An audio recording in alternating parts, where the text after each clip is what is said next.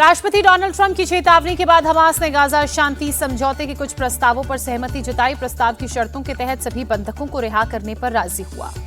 Hamas ने Trump के ultimatum पर जवाब दिया। गाजा की सत्ता छोड़ने के संकेत दिए, लेकिन हथियार छोड़ने पर फिलहाल सहमत नहीं। हमास की सहमति के बाद राष्ट्रपति ट्रंप ने इजरायल से सीजफायर की अपील की। कहा, इजरायल गाजा में तुरंत बमबारी रोके। राष्ट्रपति डोनाल्ड ट्रंप ने हमास को दिया था 48 घंटे का अल्टीमेटम। कहा, रविवार तक गाजा शांति समझौते पर सहमति जताएं, वरना कड़ी सजा भुगतने को तैयार रहें। राष्ट्रपति ट्रंप ने कहा, हमास को इजरायली सेना ने घेर लिया है और सिर्फ गो कहने की देरी है। आदेश होते ही हमास के बचे हुए मेंबर्स को शिकार की तरह खोजकर मारा जाएगा। बिहार विधानसभा चुनाव से पहले पीएम मोदी आज युवाओं को बड़ी सौगात देंगे। युवाओं के लिए आज 62,000 करोड़ की योजनाओं का ऐलान करेंगे।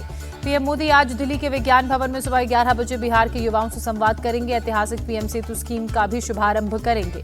पीएम मोदी आज जननायक कर्पूरी ठाकुर स्किल यूनिवर्सिटी का उद्घाटन करेंगे। बिहटा में एनआईटी के नए कैंपस का भी लोकार्पण करेंगे। पीएम मोदी ने सोशल मीडिया एक्स पर पोस्ट कर बताया, बिहार की सरकार युवाओं के कौशल विकास के लिए कोई कसर नहीं छोड़ रही है। मुख्य चुनाव आयुक्त ज्ञानेश कुमार का पटना दौरा आज। चुनाव आयोग की टीम अगले 2 दिनों तक बिहार विधानसभा चुनाव की तैयारियों की समीक्षा करेगी। केंद्रीय चुनाव आयोग की टीम आज सभी राजनीतिक दलों के साथ बैठक करेगी। पटना के होटल ताज में सुबह 10 बजे से दोपहर 12 बजे तक की बैठक होगी। चुनाव आयोग ने बैठक में Congress, BJP, RJD, JDU, BSP, आप, एलजेपी, रामविलास और लेफ्ट पार्टीज को बुलाया। मुकेश सैनी, उपेंद्र कुशवाहा, जीतन राम मांझी की पार्टी को बुलावा नहीं। दिल्ली में बिहार चुनाव के नियुक्त 425 ऑब्जर्वर्स को चुनाव आयोग ने ब्रीफ किया। मुख्य चुनाव आयुक्त का निर्देश, सभी ऑब्जर्वर्स नियमों को ठीक से जान लें।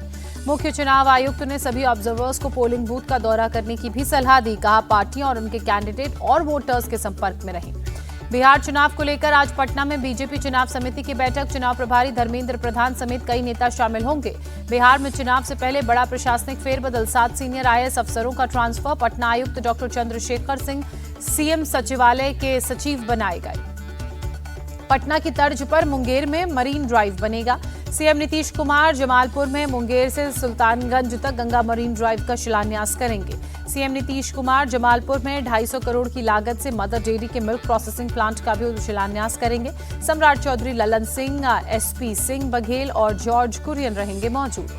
बिहार कैबिनेट की बैठक में 129 एजेंडे पर मुहर लगी। सीएम नीतीश के नेतृत्व में सभी विभाग के मंत्री शामिल हुए।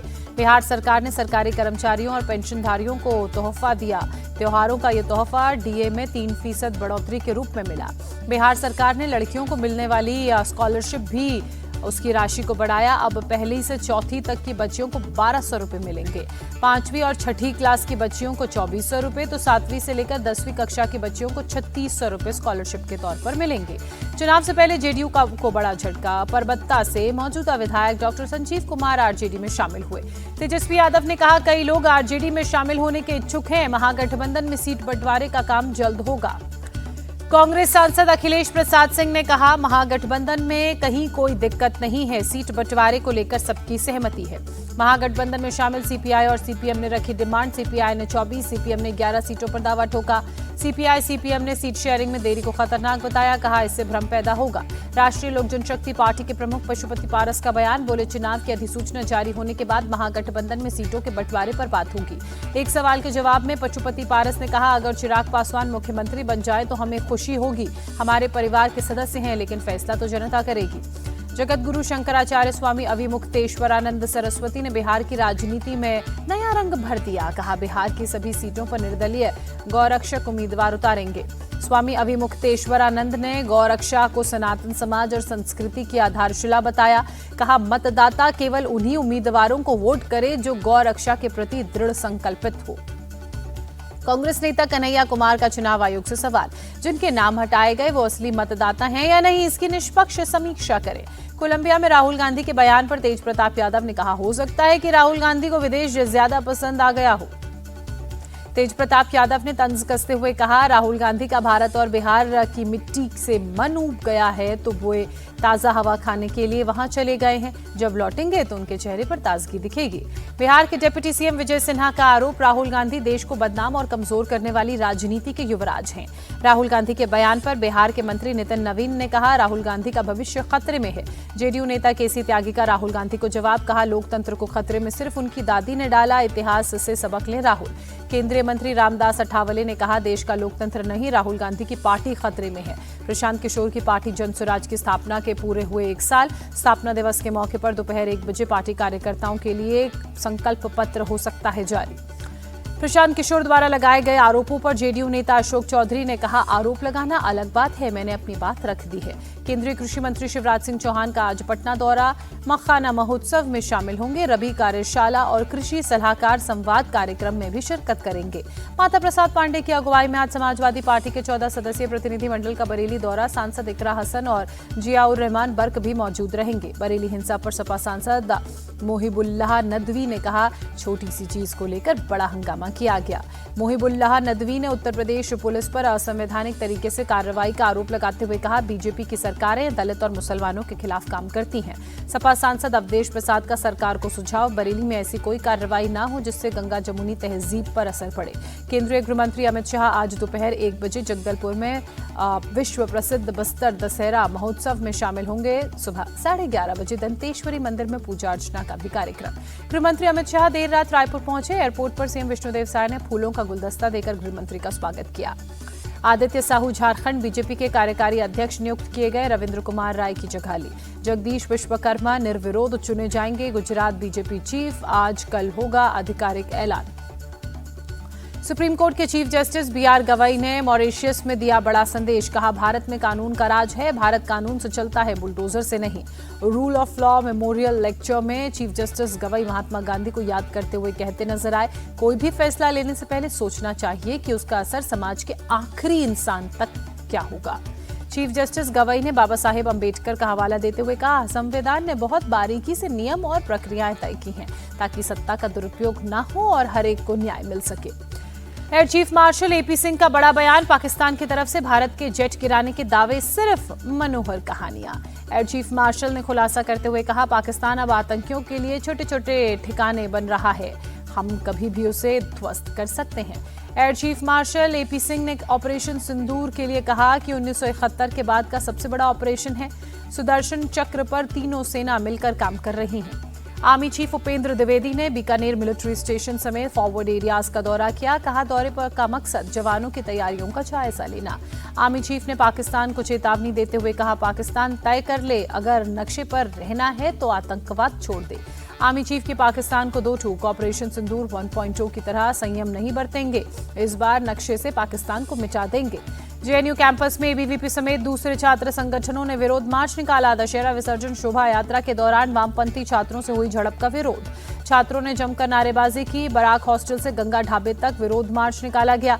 यौन शोषण के आरोपी चैतन्यानंद को 14 दिन की जेल, पुलिस रिमांड खत्म होने के बाद पटियाला हाउस कोर्ट ने न्यायिक हिरासत में भेजा। सुप्रीम कोर्ट पहुंचा सिंगर जुबिन गर्ग की मौत का मामला। नॉर्थ ईस्ट इंडिया फेस्टिवल के ऑर्गेनाइजर्स ने एनआईए या सीबीआई को केस ट्रांसफर करने की मांग की। जुबिन गर्ग की हत्या की जांच के लिए न्यायिक आयोग का गठन, सीएम हिमंता बिस्वा शर्मा का बयान। करोड़ भगदड़ मामले में विजय की पार्टी को मद्रास हाईकोर्ट से झटका, सीबीआई जांच की मांग वाली याचिका खारिज। करोड़ भगदड़ हादसे की जांच के लिए मद्रास हाईकोर्ट सख्त, राज्य सरकार को तुरंत एसआईटी गठन करने का निर्देश। मद्रास हाईकोर्ट से तमिलनाडु बीजेपी को बड़ा झटका, करोड़ हादसे की सीबीआई जांच की मांग को ठुकराया, मदुरई बेंच के सामने याचिका दायर करने को कहा। दिल्ली के नसफगढ़ इलाके में सीसीटीवी में कैद हुआ हादसा, बेकाबू डीटीसी की बस ने 5 गाड़ियों को मारी टक्कर। हादसे में हालांकि कोई घायल नहीं, बाल बाल बची लोगों की जान, मौके पर मची अफरा तफरी। उत्तर प्रदेश के मुजफ्फरनगर में पुलिस के साथ मुठभेड़ में 1 लाख का इनामी बदमाश मेहताब ढेर हुआ। लूट, चोरी और डकैती के 2 दर्जन से ज्यादा केस थे दर्ज। जोला गांव के जंगलों में मुठभेड़ में सब इंस्पेक्टर और कांस्टेबल घायल। मेहताब के पास से 1 किलो चांदी, 3 लाख सोने के गहने बरामद। यूपी के मेरठ में लोहिया नगर के आदिल मर्डर का आरोपी जुल कमर पकड़ा गया। दोनों पैर में गोली लगने से जुल कमर घायल। आदिल की हत्या के बाद फरार चल रहे जुलकमर और उसके साथी हमजा की पुलिस के साथ मुठभेड़, हमजा मौके से फरार हुआ। वाराणसी के मदनपुरा में प्राचीन हनुमान मंदिर के पुजारी को हनुमान चालीसा पाठ बंद करने की धमकी। पुलिस ने सीसीटीवी फुटेज सामने आने के बाद एफआईआर दर्ज की। हनुमान मंदिर के पुजारी को 2 अक्टूबर को अब्दुल नासिर और उसके बेटे ने लाउडस्पीकर हटाने की धमकी दी थी। सीसीटीवी में मुस्लिम समुदाय के करीब 10 लोग पुजारी को धमकाते दिखे। बुलंदशहर में कचहरी परिषद में दिन दहाड़े हत्या मामले में वांटेड बदमाश के साथ पुलिस की मुठभेड़, जवाबी कार्रवाई में बदमाश घायल, पुलिस ने किया गिरफ्तार। घायल बदमाश को इलाज के लिए अस्पताल में भर्ती कराया गया। पुलिस ने अवैध असलहा और कारतूस बरामद किया। गिरफ्तार बदमाश नरसल घाट थाना इलाके का रहने वाला। फिलहाल पुलिस पूछताछ में जुटी। नोएडा में एक घर में आग लगने से परिवार के 5 सदस्य झुलसे, सभी को इलाज के लिए अस्पताल में कराया गया भर्ती। गैस सिलेंडर लीक होने से आग लगने की आशंका, पुलिस और दमकल की टीम हालात पर काबू पाने में जुटी। गुजरात के वापी में कई गोदामों में आग लगी, आसमान में धू धू कर उठी आग की लपटें, बड़े पैमाने पर नुकसान की आशंका। हादसे में किसी तरह की जनहानि की खबर नहीं, आग लगने के कारणों का फिलहाल पता नहीं चल पाया। दमकल की गाड़ियों ने कड़ी मशक्कत के बाद आग पर काबू पाया। आग लगने के बाद से पूरे इलाके में हड़कंप मचा। पटना के बोरिंग रोड इलाके में दर्दनाक हादसा, तेज रफ्तार एसयूवी ने 2 लोगों को कुचला। बिहार के पूर्णिया में बड़ा हादसा, मेला देखकर लौट रहे 4 लोगों की वंदे भारत ट्रेन से कटकर मौत हुई, कई लोग घायल। सीएम नीतीश कुमार ने हादसे पर दुख जताया, घायलों के जल्द ठीक होने की कामना। हरियाणा के मानेसर में एक फैक्ट्री में पकड़ा गया तेंदुआ, वन विभाग की टीम अपने साथ ले गई।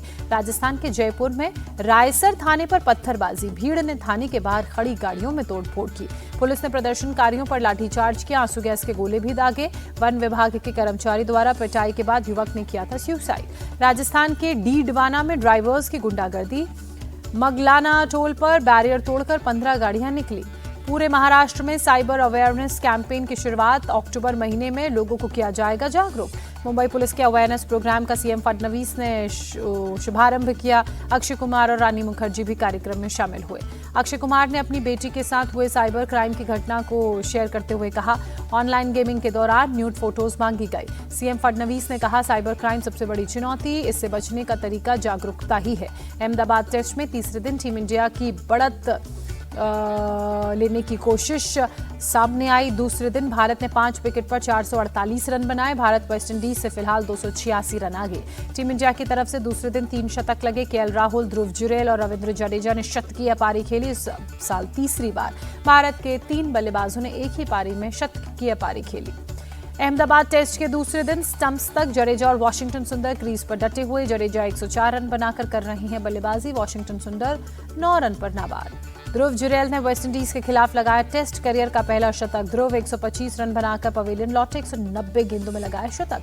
रविंद्र जडेजा ने करियर का 6ठा शतक लगाया, 5 छक्के लगाकर धोनी के 78 छक्कों के रिकॉर्ड को तोड़ा। अब तक लगाया 80 शतक, वेस्टइंडीज के खिलाफ बनाया दूसरा शतक। केएल राहुल ने दूसरे दिन 197 गेंदों पर पूरा किया करियर का 11वां शतक, वेस्टइंडीज के खिलाफ दूसरा शतक लगाया।